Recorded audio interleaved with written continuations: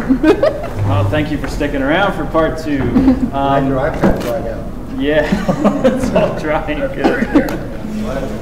So we ended last time with create epic shit, and we're going to move right into the next part of attracting your audience is SEO, which is otherwise known as search engine optimization. There's a lot of technical details that go into SEO, but I'm going to leave you with just a couple of quick tips for your blog of what you want to be looking at. Like I said earlier, try to target one keyword per article or page that you're putting up on your blog. Just focus on one keyword. Now, how do you know what keyword to focus on? Well, there's a couple of tools you can use. One is a free tool from Google AdWords. If you go to Google AdWords, you can just do a search. You can sign up for a free account there and use the Google AdWords keyword research tool to just plug in a keyword, and it'll report back about how many exact searches will come in for a specific keyword. For example, if you want to use the keyword monsters, Jimmy, you can plug in monsters and it'll tell you how many people are searching for that every month. There's another keyword tool that I recommend using. It's a paid tool, costs about 97 bucks. It's called Longtail Pro Platinum. And the benefit you get out of a tool like that, or even Market Samurai, which I put a link up for Longtail Pro up on my website, but go ahead, William. I didn't want to interrupt, but could you explain to anybody who doesn't know what long tail means? Yeah, I'll explain that in 1 second. So you want to use a tool like that to not only check volume, how many people are searching, but it'll also give you some metrics on competition, like how competitive a keyword might be. So monsters might be really super competitive to try to rank for that keyword, but you want to try to find a long tail keyword, one that's less competitive, maybe not as much searches. You know, monsters might be, I don't know, 50,000 searches a month, but you might want to go for maybe stuff monsters like, which maybe 1,000 people are searching for, but it's less competition. So use a tool like that to figure out which keyword you want to target, and then try to use that keyword a couple times in your post. Put an image up and name your image stuff-monsters-like.jpg. Use stuff monsters like in the alt tag, a few things like that. And I'm also going to put some resources to some pages that'll help you out a little bit with how to tailor your post for a specific keyword.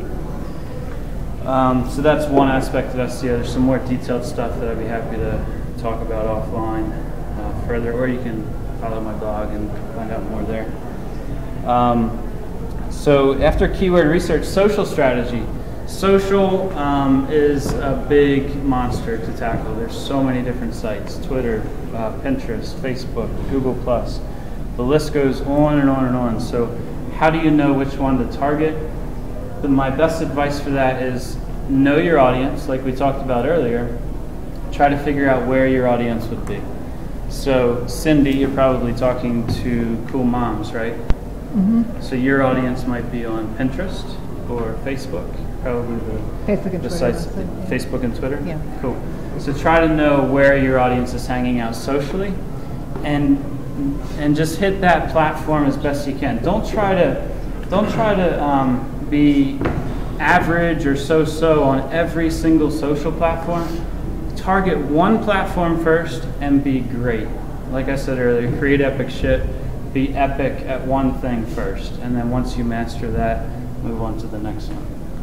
So socially speaking, one at a time is good enough. Who would like to make money with their blog? Okay.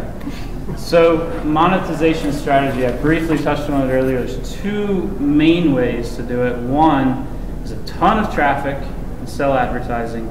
The other is to build a list, create your own product, and sell your product to that list. When I talk about product, I'm talking about things like coaching, training, teaching, books, t-shirts, physical, tangible items, things of that nature. There's a lot of different options for product, but one that I want you to think about pretty heavily is what what do you think people mostly buy when it comes to information online? What are people looking for? Information is a huge market, by the way. Billions and billions of dollars made online with information. Jimmy? I'd say porn and sports. Porn and sports. Okay. Any other guesses? I get banned. What do people buy when they're looking for information? Leaks. What is it? Leaks. Leads? Leaks. Leaks? Oh, like WikiLeaks? Yeah. Oh yeah, that's good shit. Edward Snowden. What else? Something that's useful. Something that's useful? Okay. How to. Niche stuff, okay. The number one thing people buy is transformation. Transformation. People want transformation. They want you to sell them a change in their life. If you can sell, here I am in point A, I'm stuck. I don't know what to do, I'm depressed. I don't know how to make money. I don't know how to make art. I don't know how to make a living with my art. You name it, people are stuck. People want to figure out how to advance and transform to another stage of their life. If you can sell people a transformation through what you offer, that spark we talked about earlier, whatever that gift and strength is that you bring, think about the transformation that you can offer people. Because when you can sell point A to point B, you can charge a heck of a lot more than the person just selling a product. You're not selling product when it comes to information, you're selling transformation. So keep that in mind. So try building tip number 4, be strategic in your approach by listening to your audience and tribe. So you have to find your audience, bring them in, and then listen to them by asking, what do you want? So the transformation that I sell through my website, I find out through my audience, what is it that you want? I want focus. I want to learn how to make money online. I want to learn how to make money with my art. You know, sell that transformation. Can you draw a group of people on our visual cue here? So the next step, once you have your map, you have your flight plan, you know your spark, you have your wings out, you've built your platform, you've got your navigation map, you're all set to go. The next step is the tribe. Attract the tribe, bring the tribe in. The tribe is your audience there to listen to you. They want to hear from you. They're on the edge of their seat waiting for you to release new content, whether that's through your blog, through an email, through a video, whatever, or something on social media. Get ready, put content out there because your tribe is ready for it. So building the tribe is all about just doing the work. Everything that I just talked about in the flight navigation plan, it's simply doing the work. You've got to get to work. Every day, think about what can I do to execute that plan and bring the tribe in. So do the work. Create content on a schedule. Get on a schedule so that you're consistently creating content week in and week out, maybe 2 times a week, once a week, whatever you're most comfortable with. Whatever you do, be consistent and do the work. Set up measurements and metrics for your own feedback purposes. Maybe, based on your call to action. If you want people to sign up for your list, that should be your measurement. How are you doing? You put a post out, you get 10 people to sign up. Great. But how can you improve on getting 10 people to sign up? Can you get 15 next time with something a little bit more compelling with your call to action?